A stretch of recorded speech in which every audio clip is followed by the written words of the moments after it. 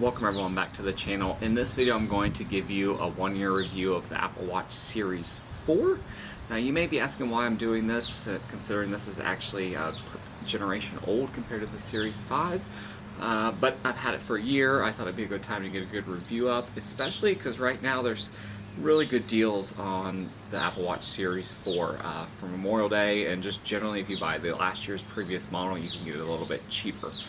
So a little bit of background: I've had a Nixon watch, a Garmin watch, and the Apple Watch Series 2 in the past, so I will be kind of comparing it to that a little bit. I'm going to try to make this video as short as possible, so bear with me on that. So I purchased this a couple weeks after it was released. I did pay the $399 price tag for it. I have the 44mm GPS. I do not have the cellular one. I just GPS only is all I needed. And I did not buy Apple Care for this, mainly because I had my Apple Watch Series 2 for 2 years and I had no issues with it. I swam with it, I ran in it, so I figured it's probably a little bit more durable or the same durability as the Apple Watch Series 2. So I have an iPhone, of course. If you buy an Apple Watch, you know I have an iPhone. I don't know why you would do that. But the first thing I noticed about the Series 4 is that it is a little bit bigger. It's 44mm versus the 42.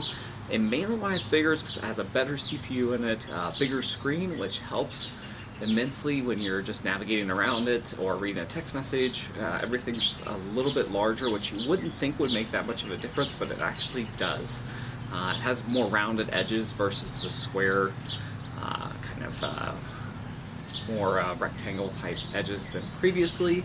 It has a little bit bigger microphone in it and a little bit bigger speaker. I don't use the speaker, but I could see if you were doing that or making phone calls on it with the cellular version how that would make a big difference.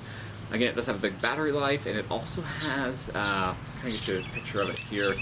The back has been shaved off here, so if you look at the sensor, don't know if that will focus, but if it doesn't, I'll get one up of you.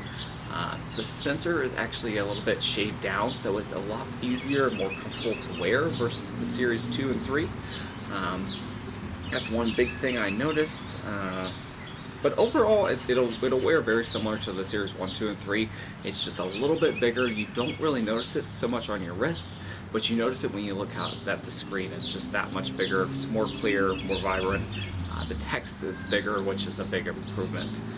So battery life, I can get 2 days out of this. Generally, I only wear this watch during the day. I do not wear it at night, but usually when I'm awake, it is on my wrist. Even if I'm outside working, in the yard, cutting grass, swimming, running, whatever I'm doing, I generally have it on, and I treat it like a normal watch. I don't baby it. I wouldn't say I torture test it, but it's been banged up a few things and it's still survived. So the battery life, you can get a couple days out of it pretty easily. I usually charge it after each day, but sometimes I forget, so I usually can get through a second day without it dying on me. Granted, I do not use the internal storage for running, which you can do. You can download podcasts or songs onto it, use it that way, so I don't use it like that.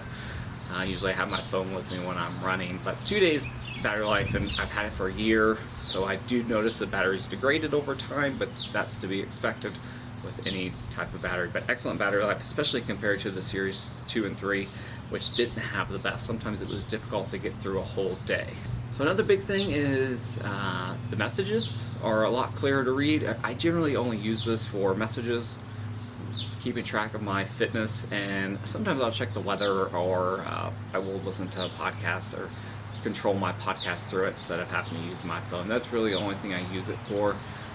So the bigger screen is a huge plus for me. I think it's at 2mm. You wouldn't think that would make a big difference, but it does.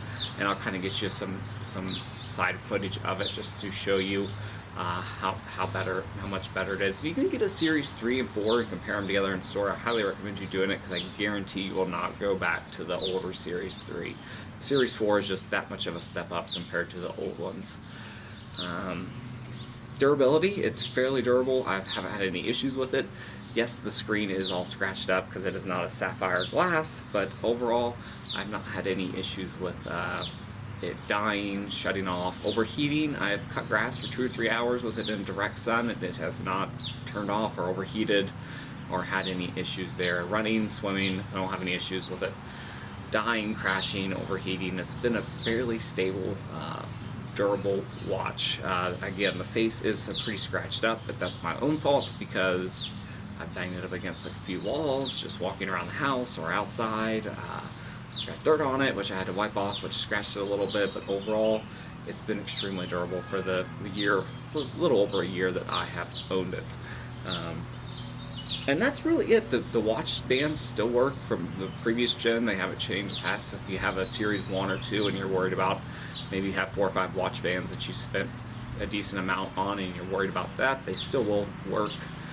I went with the Velcro watch band because I think it's a little bit more snug fit, more secure, just a little bit tighter on my wrist than the kind of rubberized ones that have the little slots too. It just seems like I can't always get it to fit properly. It's either too tight or too loose. So that's really it. I really like the watch. Again, this is compared to, I think, a Garmin 235 is what I had, and a Nixon. And if you have an Apple Watch and an iPhone, and if you have, let's say, a MacBook Pro, everything just integrates so well. It's so much better than the Android side of things where the integration isn't quite there. I do not have any Apple computers, but it works excellent with my phone. If I want to change the watch, the face display on it, you can do it with your phone, and it syncs extremely quickly. There's no lag or any type of issue there. Same thing with messages or using a running app or anything like that. There's really not any lag or any delay, especially compared to the Series 2, which had an older CPU in it, so it ran a little bit slower.